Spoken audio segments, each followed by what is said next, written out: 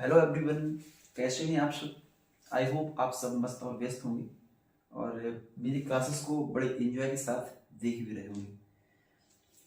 कल मैंने आपको लगभग 60 क्वेश्चन ऑप्शन वाले करवा दिए थे और उसी सीक्वेंस में आगे बढ़ते हुए क्वेश्चन नंबर 61। ओके, तो 61 क्वेश्चन कहता है कि एक इमेज बना दे। पहले इमेज दी हुई है, एक ट्रायंगल दिया हुआ है और ये स्पर्श रेखा खिंची हुई है, ठीक है। और केंद्रीय कोण भी यहां दिया हुआ है, कितना दिया है, ओ पी क्यू और ये टी लिखा है। तो ये वाला जो एंगल है वो 110 दिया है। इतना क्लियर है। देखिए, केंद्रीय कोण दिया 110 डिग्री और कभी भी अगर ये दोनों कोणों में से कोई अगर एक कोण दिया है तो बहुत ही आसान सी बात है कि इन दोनों कोणों का योग 180 डिग्री होता है। उनमें से अगर कोई एक भी दिया हुआ है दूसरा बड़े आराम से निकल पाएगा। कैसे, देखिए, इसको कहते हैं केंद्रीय कोण। ये होगा पी ओ क्यू प्लस ये होगा एंगल पी टी क्यू। इन दोनों का योग 180 डिग्री होता है। दोनों का योग कितना होगा, 180 डिग्री। तो एंगल पीओ क्यू का मान 110 दिया है और एंगल पी टी क्यू हमें पता करना है, इक्वल 180 डिग्री। अगर ये 110 उस तरफ पक्षांतर कर दिए जाएं तो पी टी क्यू का वैल्यू 180 माइनस 110 70 मिलेगा। ओके, 70 डिग्री हो चुका है। देखो, ये केंद्रीय कोण है और ये स्पर्श रेखाओं के बीच बना कोण है। तो स्पर्श रेखाओं के बीच बना कोण और केंद्रीय कोण दोनों का योग 180 डिग्री होता है। इनमें से कोई अगर एक पद दूसरा निकाल पाएंगे। ओके, क्वेश्चन नंबर देखते हैं 62। यहां बताते हैं क्वेश्चन नंबर 62। तो 62 क्वेश्चन क्या कहता है, 62 नंबर को देखते हैं। 62 में लिखा है एक घटना की प्रायिकता P है। देखो, मान लो प्रायिकता को हम P नाम देते हैं तो PE का मान P है, किसी घटना की प्रायिकता।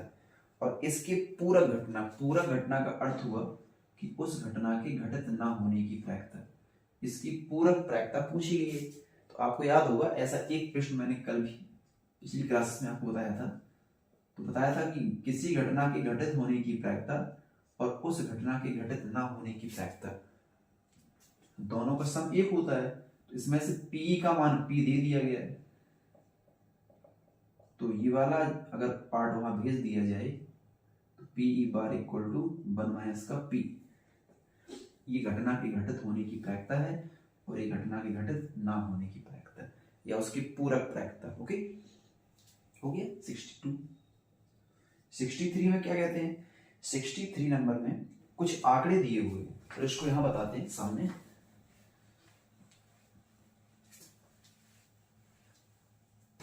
कुछ आंकड़े दिए हुए हैं 63। तो आंकड़े क्या है, 6 है, 7 x और नहीं सॉरी x नहीं, x माइनस 2 है, x माइनस 2 है, x है, फिर 17 है और फिर 20 है। और बोला गया है कि ये आरोही क्रम में दिए हैं। इनकी माध्यिका 16 है, 16 है। चलो माध्यिका की बात बाद में करेंगे, पहले हम गिनते हैं कि n कितने हैं, पद कितने हैं। 1 2 3 4 5 6 पदों की संख्या 6 है, ठीक है। पदों की संख्या 6 हो गई है। तो आपको पता है कि माध्यिका का फॉर्मूला होता है, माध्यिका को माध्यक भी कहते हैं, इसका 1/2 और ब्रैकेट में के अंदर n/2 वापद और प्लस n/2 प्लस 1 वापद। बहुत ही छोटा सा फॉर्मूला, कोई बड़ी बात नहीं है, ठीक है। तो इसका फॉर्मूला हो गया। तो माध्यिका का मान, माध्यिका का बेटा वैल्यू भी दिया है 16, तो माध्यिका का मान 16 हो गया। अब जो कमी थी वो निकल आएगा। देखो n मतलब 6, n कैसा है, सम है। तो सम के लिए माध्यिका का फॉर्मूला अलग होता है, विषम के लिए अलग होता है। तो n का मान सम है 6, 6/2 वापद। और अगर यहां रखेंगे तो 6/2 प्लस 1 वापद। ओके, अब इसका आप चाहो तो क्रॉस मल्टीप्लाई कर लो। 2 का 16 में मल्टीप्लाई किया तो 32 होगा, 16 × 32। ये कट हो गए 3 बार, तो यहाँ बचा तीसरा पद, ये 3वां पद। और अगर ये कटेंगे 3 तो आएगा, बट 1 जुड़ गया तो ये चौथा पद हो जाएगा, 4वां पद। ओके, अब देखो तीसरा पद भी गिनना है यहाँ पर, चौथा पद भी यहाँ गिनना है। तो 1 2 3 कितना है x - 2। चौथा पद 1 2 3 4 कितना दिया x। इतना क्लियर है। x मिलकर 2x होगा, माइनस का 2, यहाँ लिखा है 32। इस -2 को मैंने बेटा कर दिया पक्षांतर, तो 32 की तरफ +2 हो गया इक्वल टू x। ये बचा है 34, ऐड हो गया ना, और इक्वल में है 2x, तो 2 से कट जाएगा तो x कितना बचेगा 17। इसमें कौन सा ऑप्शन नंबर है x 17, ऑप्शन नंबर सी। और पूरक में भी ऑप्शन नंबर सी ही था। ओके, ऑप्शन नंबर सी था इसमें। इतना क्लियर है कि कहीं की प्रॉब्लम किसी बच्चे को। विषम का अगर होता तो फॉर्मूला केवल होता है n+1/2, ये पूरा अपॉन हो जाता, पूरा n+1/2, ये कुछ भी नहीं रहेगा, केवल n+1/2। ये विषम के लिए माध्यिका का फॉर्मूला होता है, जो भी सीखा था वो सम के लिए था। ओके, चलिए आगे देख लेते हैं। आगे लिखा कि 10 सेमी भुजा वाले दो घन हैं। देखो 10 सेमी भुजा, ए का मान 10 सेमी दिया है। ओके, क्वेश्चन नंबर 64 है, 10 सेमी भुजा का घन है। जैसे मान लो ये बोर्ड है, अगर ऐसे ही दो बोर्ड को हम जोड़ दें इसी साइज की, तो आप क्या अनुभव करेंगे कि बोर्ड की लंबाई तो बढ़ेगी, लेकिन चौड़ाई में कोई परिवर्तन नहीं आएगा और मोटाई में भी कोई परिवर्तन नहीं आएगा। इसी प्रकार से जब दो घनों को जोड़ते हैं तो घनाभ बनता है। दो घन जोड़ दिए तो घनाभ बनेगा। तो घनाभ की जो लंबाई है वो जितने भी घन जोड़े गए हैं उसी का डबल। अगर 2 है तो डबल, 3 है ट्रिपल, तो 20 सेंटीमीटर तो लंबाई है। चौड़ाई की बात करें, ठीक है, चौड़ाई तो सेम रहेगी, कोई फर्क नहीं पड़ेगा। अगर मैं ऊंचाई की बात करता हूं तो वो भी सेम वही है।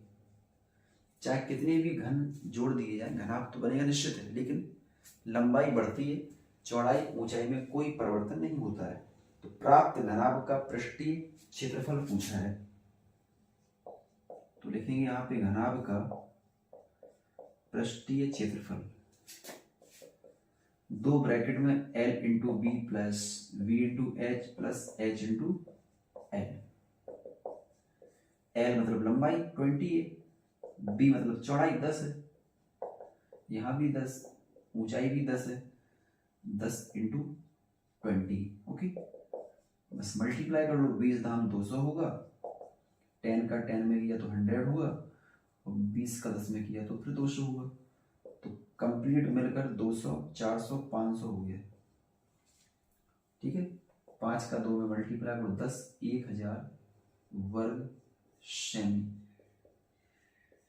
1000 वर्ग सेमी है ना, या सेमी स्क्वायर। इसमें ऑप्शन नंबर इसका वी होगा, 64 का ऑप्शन नंबर वी। ओके, इसके बाद नेक्स्ट नंबर देखते हैं 65 क्वेश्चन नंबर 65 में बोला गया है कि एक घड़ी की मिनट की सुई की लंबाई 14 सेमी है। घड़ी के मिनट की सुई है, उसकी लंबाई दी है 14 सेमी। घड़ी के जो मिनट की सुई है उसको हम आर देते, नाम मान लें कि आर त्रिज्या दी है 14 सेमी, और कह रहे हैं 1 मिनट में सुई द्वारा रचित क्षेत्रफल बताइए। 1 मिनट में घड़ी की सुई द्वारा जो बना एंगल है वो होता है 60 डिग्री 1 मिनट का।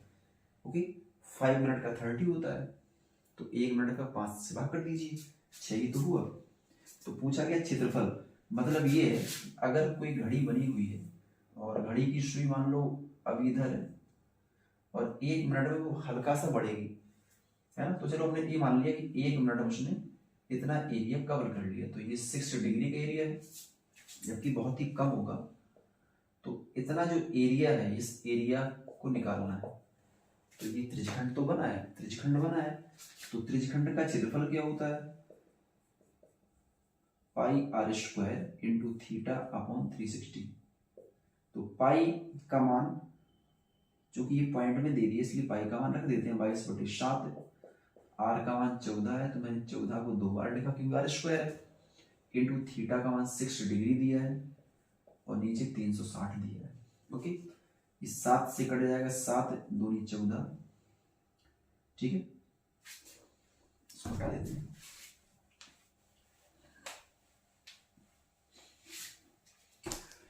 देखिए 22 को मैंने ऐसे ही लिखा अभी, और इस 14 को भी ऐसे ही लिख दिया।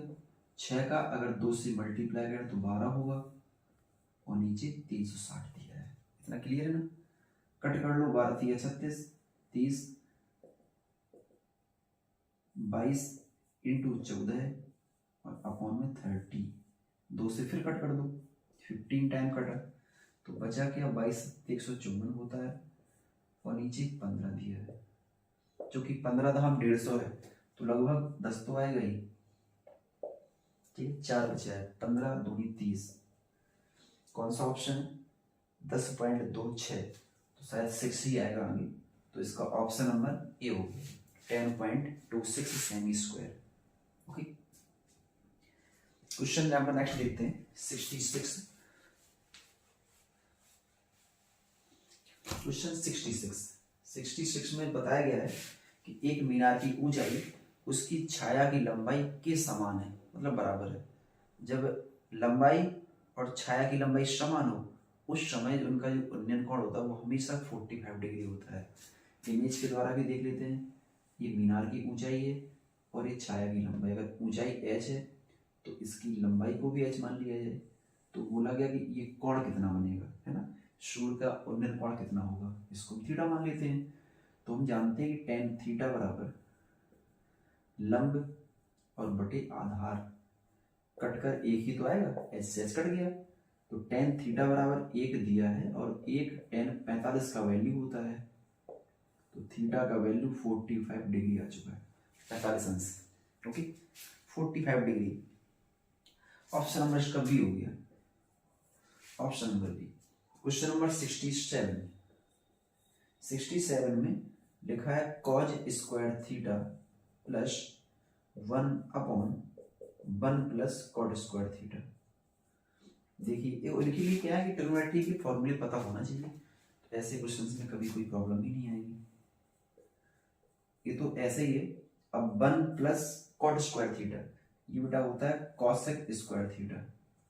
ओके, फिर मैंने कॉस स्क्वायर को जो करते हो लिखा है 1/cos स्क्वायर थीटा, ये है साइन स्क्वायर थीटा, और cos square plus sine square equal to 1 होता है। ओके, इसमें कौन सा ऑप्शन नंबर है, इसका ऑप्शन नंबर सी हुआ, इसका सी इज अ राइट आंसर, ठीक है, ऑप्शन सी इसका सही हुआ।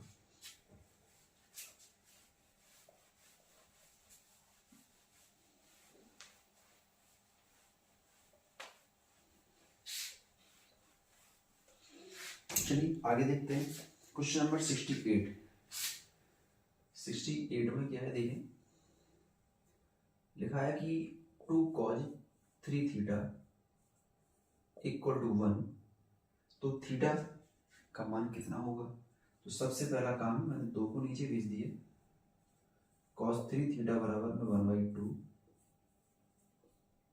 cos 3 थीटा बराबर 1/2, cos में cos 60 का वैल्यू है, तो 3 थीटा बराबर 60 बचे और 3 का भाग कर दो, 3 दूनी 6, थीटा का वैल्यू 20 डिग्री आ गया। Okay, 20 degree, option number D इसका राइट है, D is a right answer.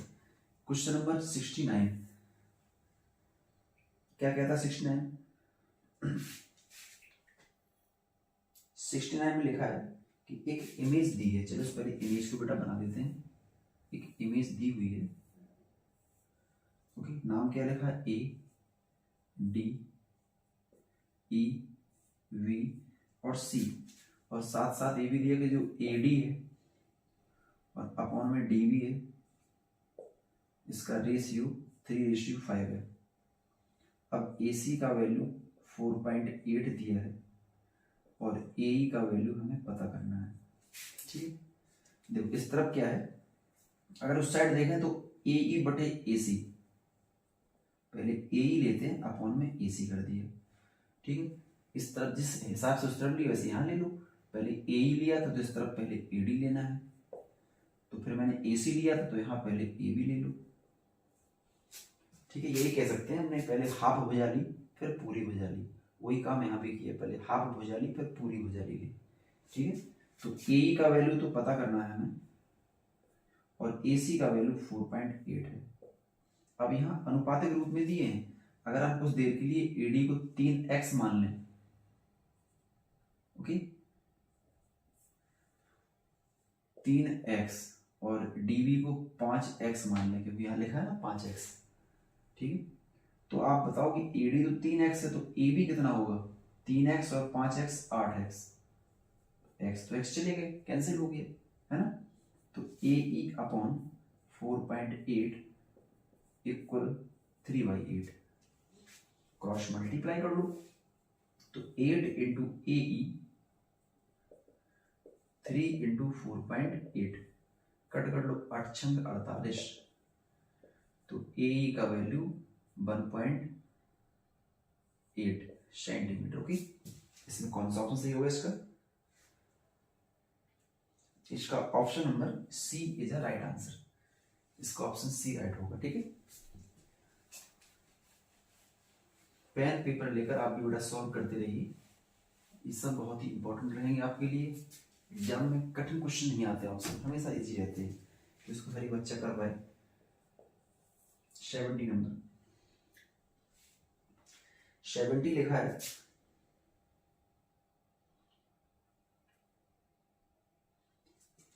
एक रैखिक समीकरण दिया है 3x प्लस 5y और इक्वल में 10 लिखा है, और बोला गया कि अगर x का मान 2 है तो फिर y का मान कितना होगा, तो x का मान यहाँ रख दो 2, तो y का तुरंत मान निकलेगा, 5y इक्वल 10, 3 दूनी 6 हुआ, 5y इक्वल 10, अगर मैं 6 को पक्षांतर करता हूँ तो 6 उधर जाकर माइनस में हो जाएगा, 10 माइनस का 6, है ना, तो 10 माइनस का 6 4 बचा, कुछ डिस्टर्ब तो नहीं हो गया, नहीं हो गया, सही। तो y का मान, क्योंकि इस प्रकार का ऑप्शन भी दिया है ना, y का मान 4/5, ऑप्शन नंबर वी है, ओके। इसका option number B is right answer. 70 की बात, क्वेश्चन नंबर 71 में लिखा है कि 26 और 156 का लासा 156 दिया है, तो पूछा गया है कि 26 और 156 का मासा क्या होगा, कितना होगा। ये तो बहुत ही आसान है, इसके लिए सीधा होता फॉर्मूला, मासा इंटू लासा इक्वल पहली संख्या इंटू दूसरी संख्या, first number into second number. तो बेटा मासा तो हमें पता करना है, तो मैंने मासा को ही लिखा, लेकिन लासा 156 दिया है, पहली संख्या 26 है और दूसरी 26 है, ये संख्याएं तो है फर्स्ट सेकंड, चाहे यहाँ देख लो चाहे यहाँ देख लो, संख्या ही तो है। 156 अगर नीचे जाएगा तो ये इसको कट कर देगा, तो लो सिंपल सी बात है, मासा का मान 26 आ गया, मासा 26, ऑप्शन नंबर इसका बी है, इसका मासा बेटा 26 आ गया है, ठीक है। सभी क्वेश्चन बहुत आसान।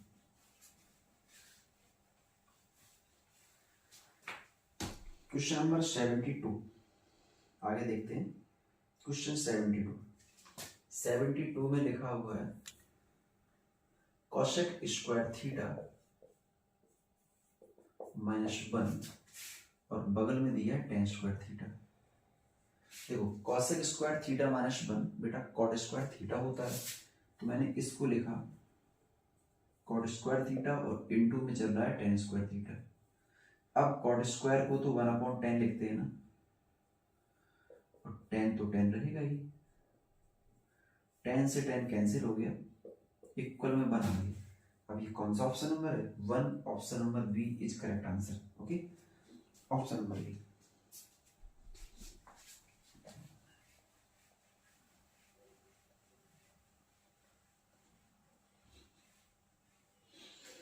आगे देखिए 73 भी बहुत आसान सा क्वेश्चन है। दो बिंदु दिए 8 6 14 4, ठीक है, 8 और 6 और फिर 14 माने 14 और 4। पूछा गया कि इस रेखा का मध्य बिंदु क्या होगा। तो देखो मध्य बिंदु का सीधा सा फॉर्मूला होता है, पता होगा सभी बच्चों को, x1 प्लस x2 अपॉन 2 और कॉमा करके y1 प्लस y2 अपॉन 2, ठीक है।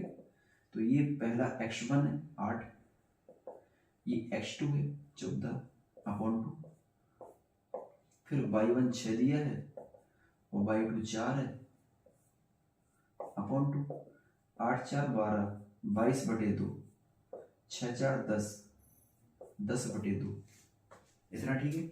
इनको कट कर लिया तो 11 बचे और इन्हें कट कर लिया तो 5 बचे। तो ये बिंदु आएगा 11,5।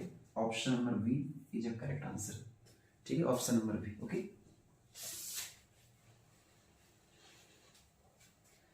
सेवेंटी 73 के बाद क्वेश्चन नंबर 74।